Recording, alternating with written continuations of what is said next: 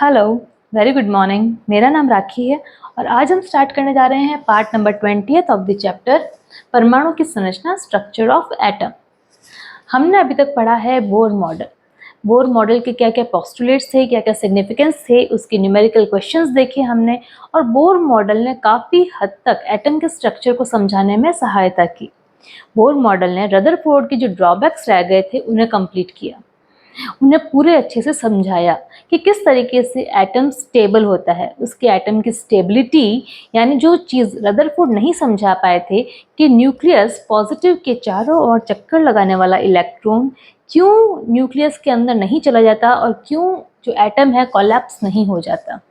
इन चीज़ों को समझाने में बोर का बहुत बड़ा सहयोग था।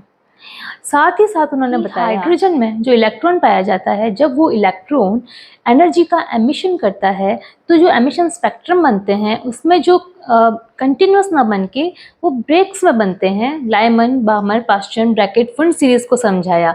साथ ही साथ उन्होंने हाइड्रोजन में सिंगल इलेक्ट्रॉन है, इसी तरीके से आइसो इलेक्ट्रॉनिक सिस्टम वाले स्पीशीज यानी helium plus, lithium plus two, beryllium plus 3 जिसमें कि सिंगल इलेक्ट्रॉन्स पाए जाते हैं, उन्हें सभी एटम्स को एक्सप्लेन किया। इतना कुछ करने के बाद भी कुछ ना कुछ लिमिटेशंस, कुछ ना कुछ ड्रॉबैक्स बोर के मॉडल में भी रह गए।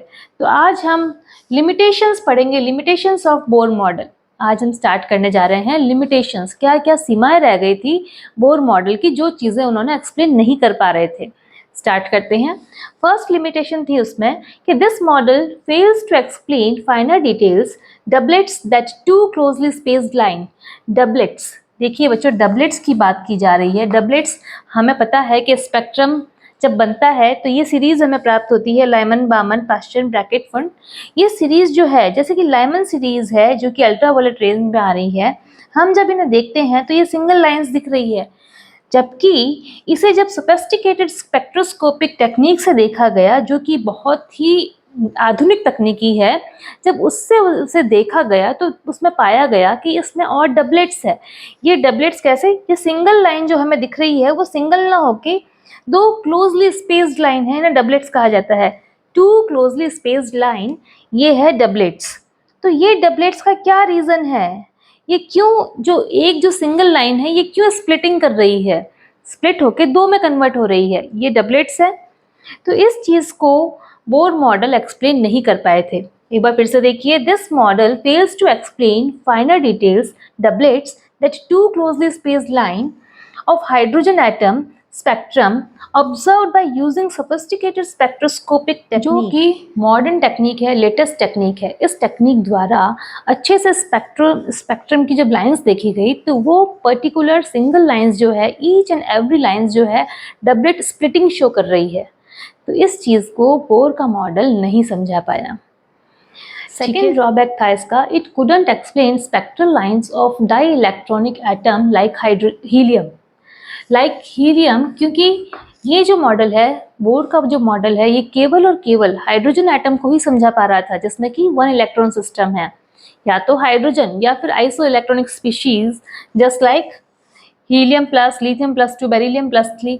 तो इस तरीके से ये two electron system, even helium atom को भी ये समझा नहीं पा रहा था, इससे निकलने वाली स्पेक्ट्रल लाइंस को भी समझा नहीं पा रहा था। केवल और केवल जो ये मॉडल था, बोर का मॉडल, केवल और केवल हाइड्रोजन एटम के लिए ही सूटेबल था।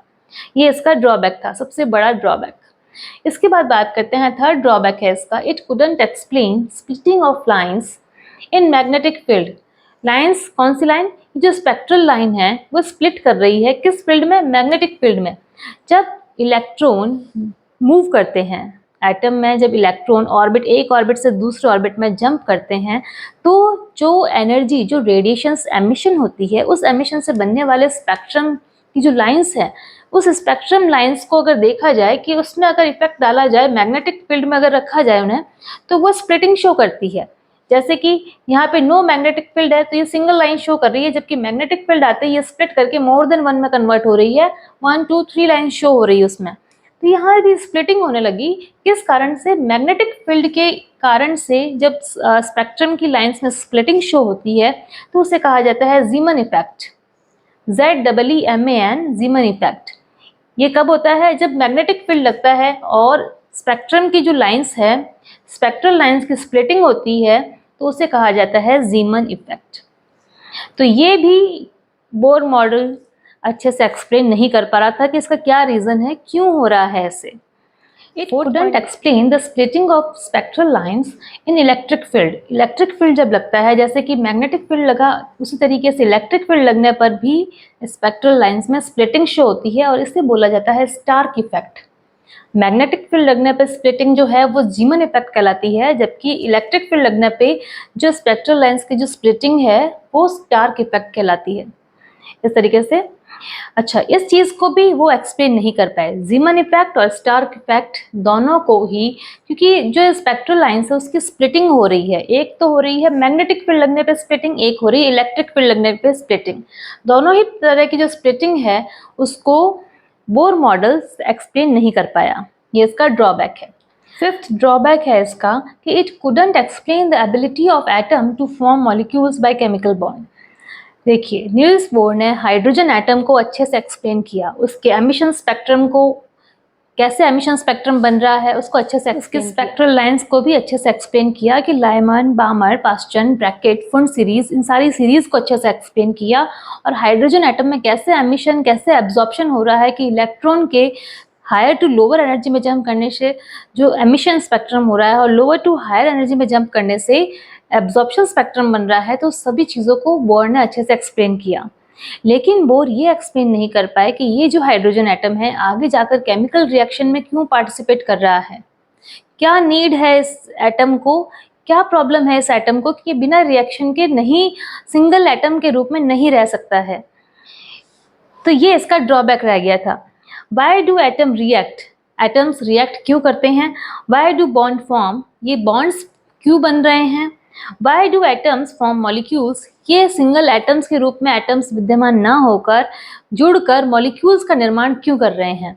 तो इन सभी चीज़ों को बोर का मॉडल एक्सप्लेन नहीं कर पाया था।